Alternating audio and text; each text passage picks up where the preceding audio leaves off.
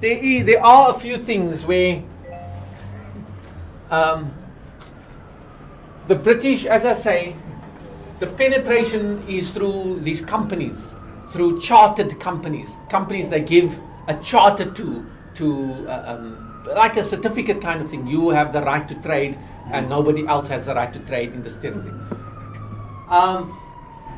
We have real occupation in 1830 already of Algeria, and sending in of settlers to Algeria. They run Tunisia and Morocco, the French. They say we're not colonial powers there, we are protectorates. So what do there is they leave the existing authority, okay, as it is. They leave the king or the sultan. But they bring advisors in and they say, we will control your army and we will control your foreign affairs and so on. Basically, it's a colony. But they leave the structures of authority in place. In Egypt, Egypt is occupied by the French initially in 1798. Then the British occupy again in 1882. This is now proper British occupation, sending in the military. Here they also say we are not a colonial power. They leave the king, the sultan in power, but they say we will run your military, we will deal with your foreign affairs and so on. They stay there until 1952.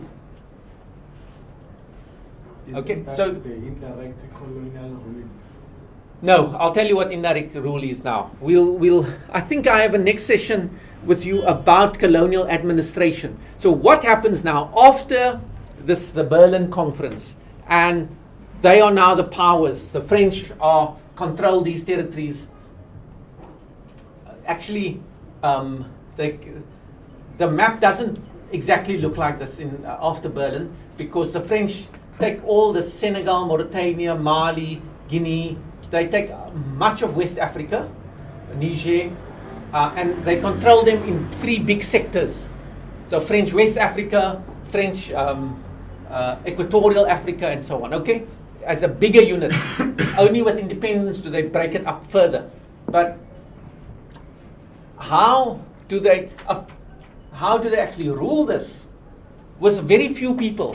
In the Sudan, which includes the South Sudan, when after the British occupied this in 1899, and from 1899 until independence in 1956, the British ran the Sudan with 400 military officers. This is a country which is as large as the United States, like that, till the Mississippi.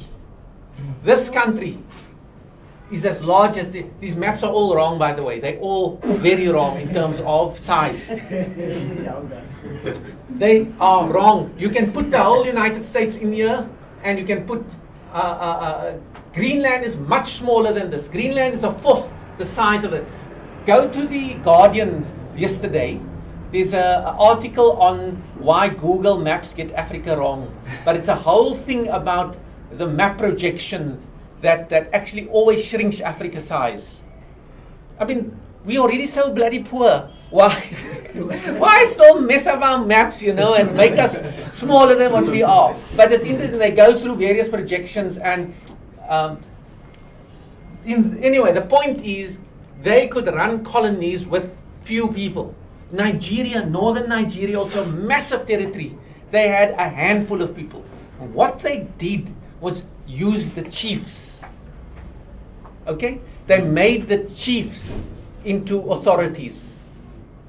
And often where there were no chiefs, they invented chiefs. Chief, you understand? Yeah. This is the case in South Africa too. And so they began to invent things and basically appoint chiefs of incase. That was indirect rule. So they ruled through the chiefs. So the chiefs were responsible for the tax collection, and they had to they could keep a small percentage, and they have to give back to the central authority.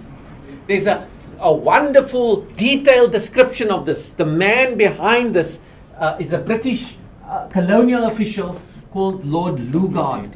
Indirect rule. Indirect rule. And we also had it here.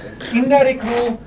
Lugard was born in India. India is so important as a laboratory for administration because the British are there for a long time. And many of the experiments for colonial government, which we'll talk about. So I was only talking about how they entered and did the penetration and occupation, is worked out in India. And Lugard is born, spends time in India. They also use the civil service training in India and in England. And then he goes to Uganda, and from Uganda to Nigeria. So there's movement amongst the British officials here, even South Africa included. Okay, so I think that gives you an idea now of the European penetration of the continent and where we are.